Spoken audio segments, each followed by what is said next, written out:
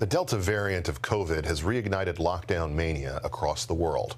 Roughly 70% of Australia's population now live under some sort of lockdown restrictions, including residents of Sydney who are being forced into their homes. Supermarkets are even putting limits on toilet paper purchases. How bad is the outbreak there? Less than 200 active cases as of earlier today. But the Aussies aren't alone. Thailand and South Africa are also imposing shutdowns, and Japan and Germany are throwing up severe travel restrictions.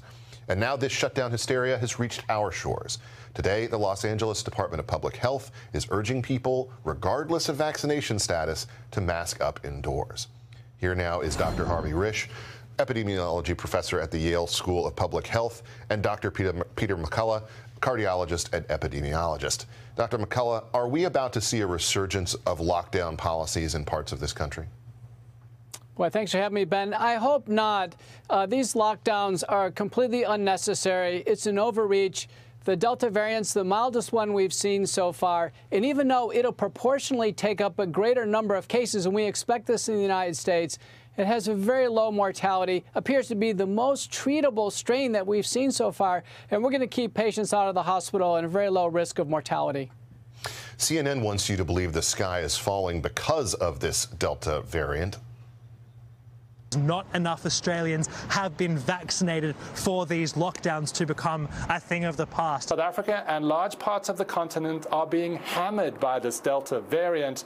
This pandemic is far from over. Russia is witnessing a powerful third wave. Strict new government guidelines mean that workers in contact with the public will now have to be vaccinated by law if they want to keep their jobs. Dr. Risch, are governments overreacting to rising cases from the Delta variant? Yes, dramatically. As Dr. McCullough said, this is a very mild variant, and the cases are going to go up. They've gone up quite a bit in the UK, whereas at the same time, the mortality is flat at near zero. There's very few hospitalizations, also flat, near zero, while the cases are going up. So basically, what the reaction to is a flu or a bad cold for most people who get it.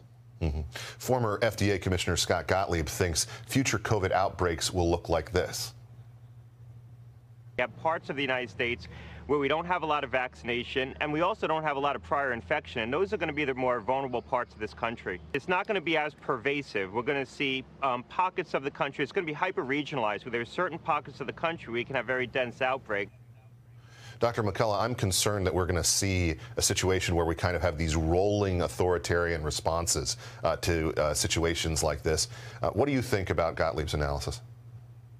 You know, I think it's completely off base. Right as of June 20th, we have about 45% of Americans that are fully vaccinated, but 77% of those over age 65. We know from the June 18th UK technical briefing that 42% of patients who get the variant have already been vaccinated. And from a June 14th report in Lancet from Sheikh et al., we know that a gradient from those unvaccinated to partially vaccinated or fully vaccinated, the p-value for interaction was not statistically significant, meaning the vaccine has no protective effect against the Delta variant. It's no time to rush out and get the vaccine. We simply just need to take prudent measures and treat our way through this next wave.